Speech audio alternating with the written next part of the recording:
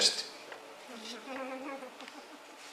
Tänään selvitetään pohjamutia myöten, ootko sä menestysteologi vai et. Se on hyvin yksinkertainen testi. Vaihtoehto A.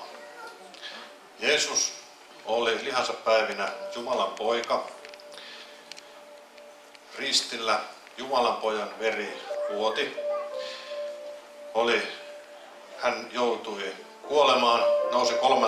päivänä ylös kuolleista, on Jumalan Isän kaikkivaltian oikealla puolella. Toinen vaihtoehto. Vaihtoehto B. Jeesus oli tämän vaihtoehdon mukaan vain hengeltänsä jumalinen. Hänet murhattiin ristillä, joutui helvettiin ja sai siellä saatanan luonnon, jonka jälkeen Jumala tuli ja taisteli tämän vaihtoehdon mukaan. Jeesuksen itsellensä vei hänet taivaaseen ja siellä teki hänestä Jumal-olennon.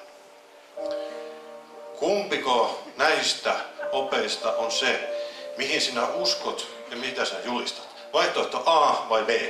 Vaihtoehtolle D ei löydy raamatullisia perusteita. No mitä on? Onko tämä sinun Jumalakuvasi ja Jeesuskuva tämä vaihtoehto A? Kyllä. Tämä mies todistettavasti ei ole menestysteologi. Hän ei kannata JDS-oppia, eli Jesus Died spirituaalioppia, joka on menestysteologian harhaoppi ja syvä ydin jostakin todella syvyydestä. Tämä mies julistaa Raamatun Jeesusta niin kuin se on kirjoitettu. Eli tänään te olette näiden todistajien kuullessa, te olette kuulleet tämän hänen omasta suustansa. Hän ei ole menestysteologi, hän on Raamatun julistaja ja oikea opettaja. Kunnia Jumalalle. Väkevä sellainen, halleluja!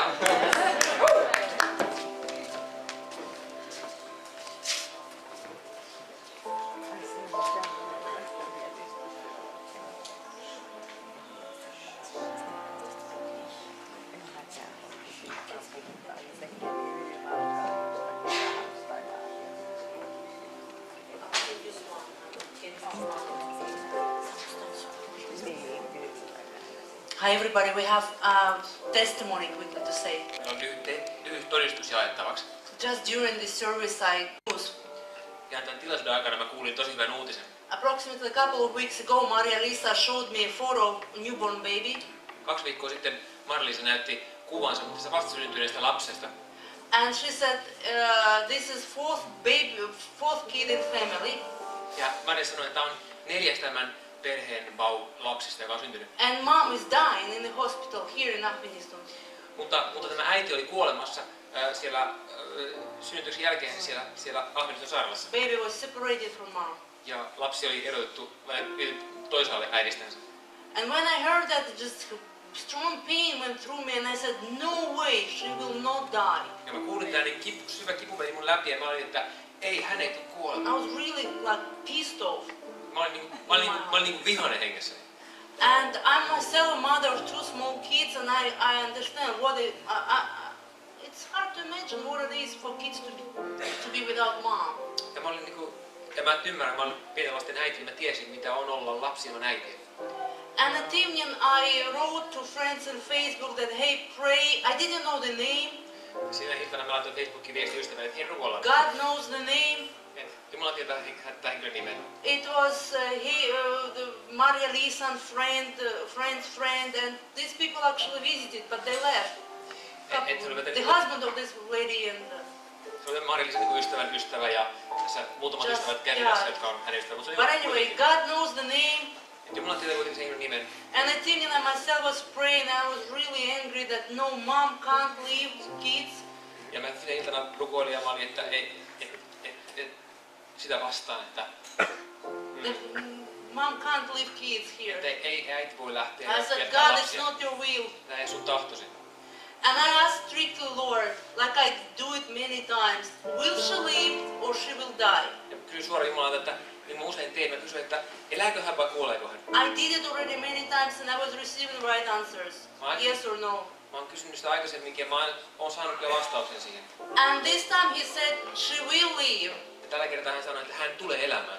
And then was busy time and I couldn't connect to, kept forgetting to ask from Marilisa, what's the situation? Selkeä kiireinen aika ja meidän kerran kysyä Marilista, että Today she came to me and said, there is the husband of this lady. Tänään Marilisa sanoi, että tuolla on sen naisen aviopuoliso. And then another lady through whom she knew about this situation. Ja toinen nainen, jonka kautta hän tiesi sen tilanteen. And this mom is at home, healthy, no problem. And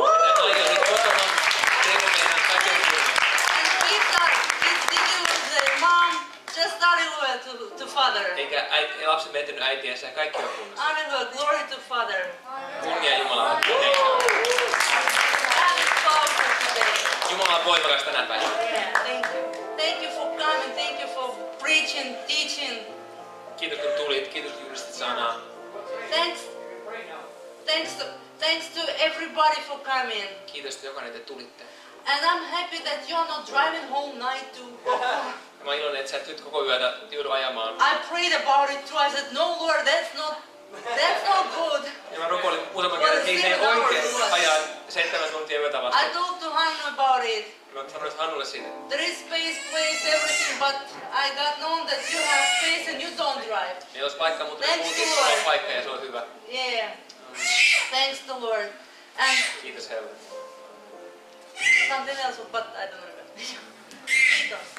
Okei, kiitoksia.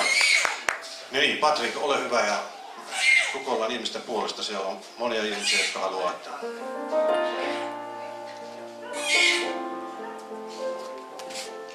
Jes, tehdään näin. Mä lähden hetken päästä viemään tiimiläisiä rautatieasemalle. Mä jatkan itse eteenpäin, mutta meillä on aikaa rukoilla. Tulkaa, jos sinulla on vielä sinun keho